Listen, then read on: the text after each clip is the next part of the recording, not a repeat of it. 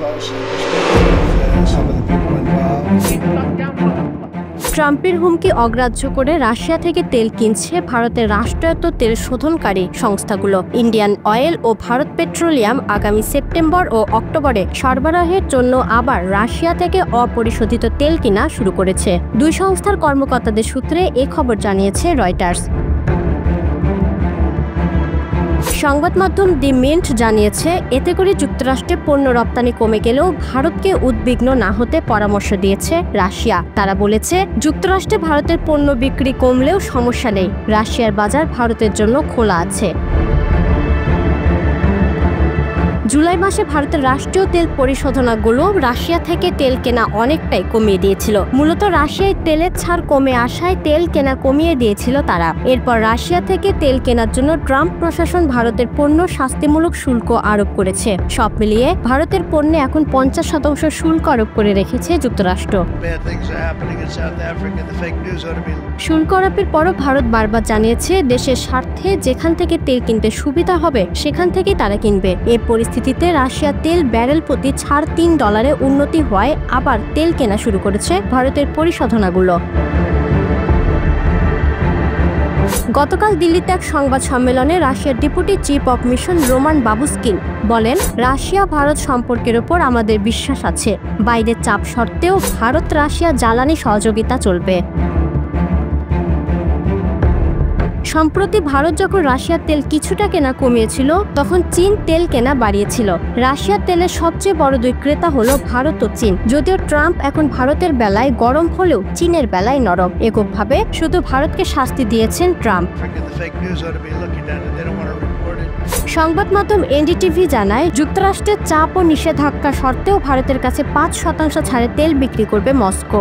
ভারতের রাশিয়ার deputy trade representative Yevgeny গ্রিভা জানিয়েছেন, রাশিয়ার অপরিশোধিত তেল আমদানিতে এ ছাড় দেয়া হবে, তবে বিষয়টি আলোচনার উপর নির্ভর করবে।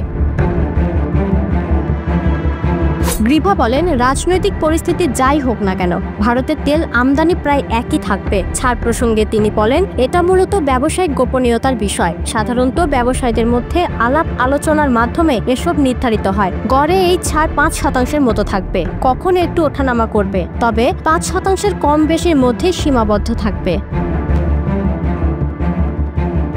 ভারতের পণ্যে মোট 50% শুল্ক আরোপ করেছে যুক্তরাষ্ট্র। ট্রাম্পের দেশে ভারতের পণ্য রপ্তানিতে যদি সমস্যা হয়, তাহলে রাশিয়ার বাজার উন্মুক্ত করবে। ভারত রাশিয়াতে তাদের পণ্য রপ্তানি করতে পারে বলে মত পুতিন সরকারের এক কূটনীতিকের। দিল্লিতে অনুষ্ঠিত সে সংবাদ সম্মেলনে রাশিয়ার deputy chief of mission Roman Babushkin বলেছেন, যদি যুক্তরাষ্ট্রের বাজারে ভারতের পণ্য ঢুকতে সমস্যা হয়, তাহলে রাশিয়ার বাজার তাদের জন্য অপেক্ষা করে আছে। যুক্তরাষ্ট্রের শাস্তিমূলক শুল্কের বিষয়টি নিয়ে কথা বলেছেন রোমান বাবুস্কিন। এ শুল্ক আরোপের বিরোধিতা করে প্রশ্ন তুলেছেন তিনি। এমনকি পশ্চিম দেশগুলোর বিরুদ্ধে নব্য উপনিবেশবাদের অভিযোগও তুলেছেন তিনি। একদিন আগেই হোয়াইট হাউসের প্রেস সেক্রেটারি ক্যারোলিন লেভিট জানিয়েছেন, রাশিয়া যাতে ইউক্রেনের যুদ্ধ চালিয়ে নিয়ে যেতে না পারে সেজন্যই ভারতের পণ্য শুল্ক আরোপ করা হয়েছে। এরপরই রাশিয়ার পক্ষ থেকে এসেছে এমন বার্তা। সম্প্রতি আলাস্কায় বৈঠক করেছেন ডোনাল্ড ট্রাম্প ও ভ্লাদিমির পুতিন। সে বৈঠকে ইউক্রেনের যুদ্ধ বন্ধের সিদ্ধান্ত হয়নি। ওই বৈঠকের পরই ভারতের প্রধানমন্ত্রী নরেন্দ্র মোদীকে ফোন করেছিলেন রাশিয়ার প্রেসিডেন্ট ভ্লাদিমির পুতিন।